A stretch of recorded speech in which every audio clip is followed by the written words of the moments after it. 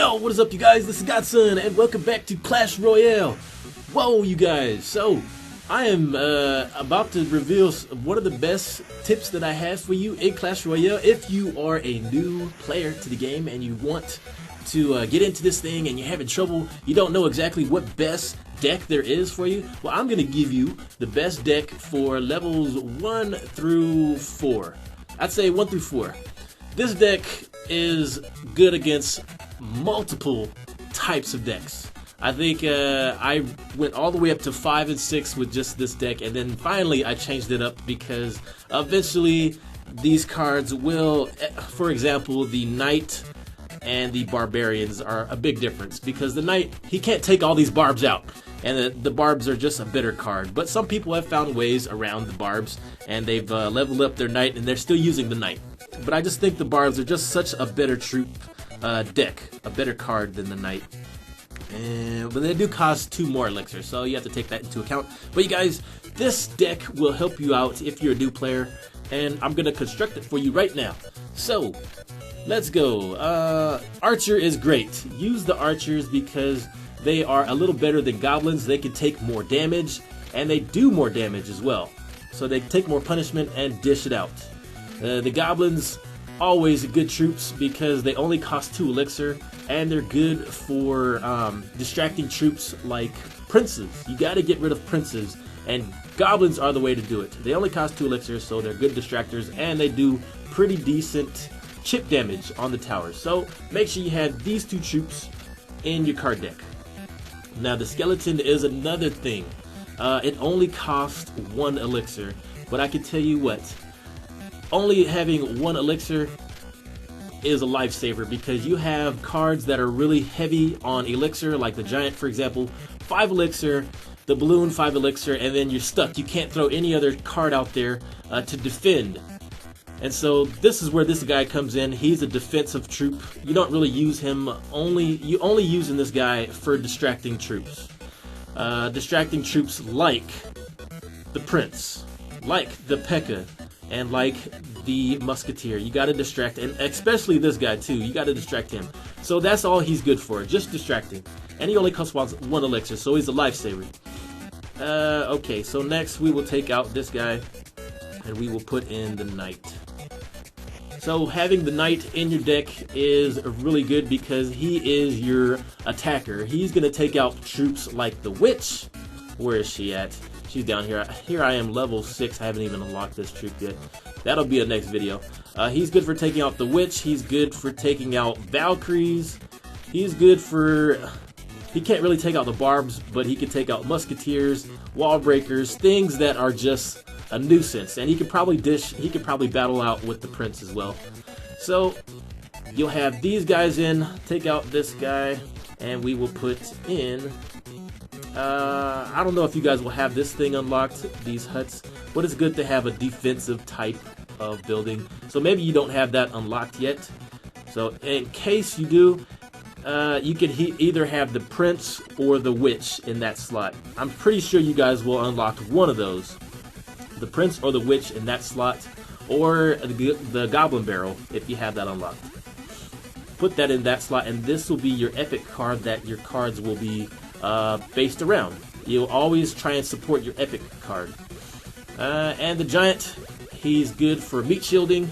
Always have your giant in there. Fireball, let me explain this to you guys. The fireball is good against goblin barrels, it's good against waves of troops, and it's good against towers that only have 150 damage.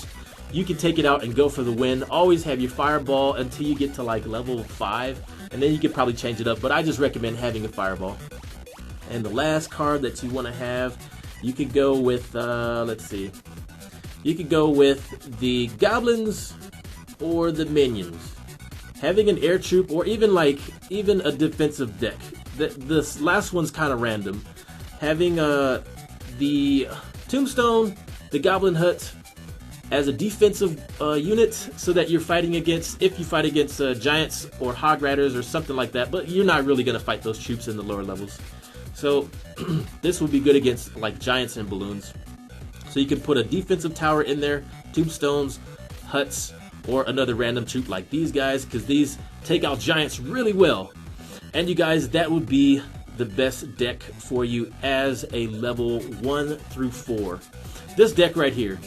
Now, as I said again, you can change the prince to a witch or baby dragon, because these are all the cards you will unlock at the training camp, and you'll get those. So you just base your cards around those. But the core of this deck is the goblins, the archers, the skeletons, and the knights, and the giants, and the fireballs. These two are random. You can pick whatever you want in there, defensive or another small troop, and your epic card.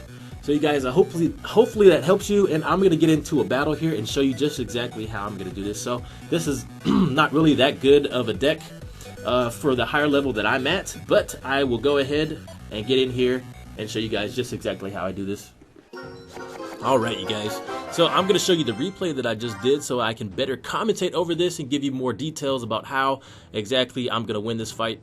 But as you can see on the other team, this guy has massive cards. He has baby dragons, he has a giant Larry skeleton, he has the bomb tower, and just big cards. They cost so much elixir. So that's the one flaw that I can tell you guys. Don't do that. Don't have all these big strong cards in your deck, because you need smaller cards to defend, you need to distract, and you need just cards that can throw arrows, that can shoot. And so that's how I have the advantage already. I already have the advantage, and I'm going in. So I usually in this fight you will see I have more elixir because my cards don't cost that much, and they're good for just poking, taking out cards. And you guys, having that meat shield combo, having distracting, just knowing what to do in every situation with these cards that I give you. As you can see, I will try and do it and give you an example of what to do. Now, probably having the archers piggyback your giant like that is not a good idea against these bomb towers. So try and space those out a little bit more.